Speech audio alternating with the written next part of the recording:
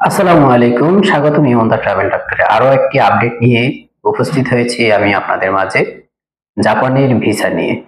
জাপানের ভিসার বেশ কিছু ভিডিও আমার চ্যানেলে দেওয়া আছে। পাশাপাশি সবসময় আমি জাপানের নিত্য নতুন যে আপডেট আসে সেই আপডেটটা আপনাদেরকে জানিয়ে রাখার চেষ্টা করি। জাপানের ভিসা হবে কি হবে না সেটা পরের ব্যাপার, কিন্তু বর্তমানে রেশিওটা কেমন? বর্তমানে জাপানের ভিসা রেশিওটা অনেক ভালো। আরো একটা বড় ব্যাপার ছিল যে আগে যে একটা ঝামেলা ছিল অ্যাপয়েন্টমেন্টটা অ্যাভেলেবেল পাওয়া যায় কিনা, এখন মোটামুটি ইদানিং কালে অ্যাপয়েন্টমেন্টটা বেশ ভালো দেখছি, অ্যাপয়েন্টমেন্টটা পাওয়া যাচ্ছে।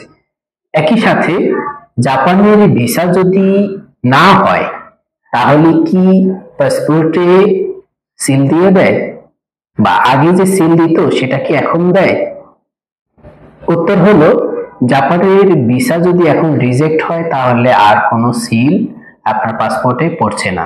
সুতরাং একটা সিল বা রিজেকশন সিল যদি পাসপোর্টে থাকে তাহলে আমাদের খুব অডিট লাগে যে অন্য কোনো দেশে অ্যাপ্লাই করতে গেলে এই রিজেকশনের কারণে অন্যান্য দেশ ভিন্নভাবে আমাদেরকে ট্রিট করতে পারে, যে জাপানে আমি অ্যাপ্লাই করেছিলাম এবং আমাকে রিজেক্ট দিয়ে দিয়েছে, তার মানে আমি একটা রিজেক্টেড পার্সন হিসাবে গণ্য হয়ে যাচ্ছি।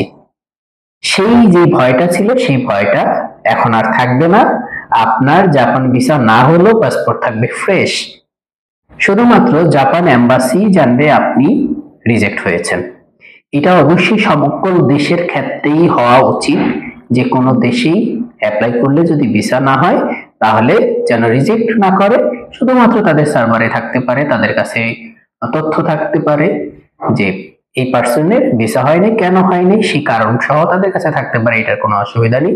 এবং কারণটাও অবশ্যই শো করা উচিত যে এই কারণে তোমাকে আমরা ভিসা দিতে পারিনি। তাহলে একজন অ্যাপ্লিক্যান্ট কি করতে পারবে, ভবিষ্যতে যখন অ্যাপ্লাই করবে তাহলে সে তার যে কারণগুলো ছিল সেই কারণগুলো রিকভারি করতে পারবে, রিকভারি করে সে আবার অ্যাপ্লাই করতে পারবে। এবং কারণ এই সমস্ত ক্ষেত্রে দেখা যায় যে যে কারণে ভিসা হয় নাই সেই কারণটা সমাধান না করে আবার অ্যাপ্লাই করছে একজন রিয়েল ট্রাভেলার, তার ভিসাটা পাচ্ছে না। এজন্য কারণ উল্লেখ করে যদি দেওয়া হয়, যেমনটা আমরা দেখছি ইউকের ক্ষেত্রে, ইউকের বেশ তথ্যগুলো সুন্দরভাবে উপস্থাপন করে, কারণগুলো সুন্দরভাবে তারা উপস্থাপন করে জানিয়ে দেয় যে ভিসা অ্যাপ্লিক্যান্টকে তোমাকে এই কারণে ভিসা দিতে পারিনি।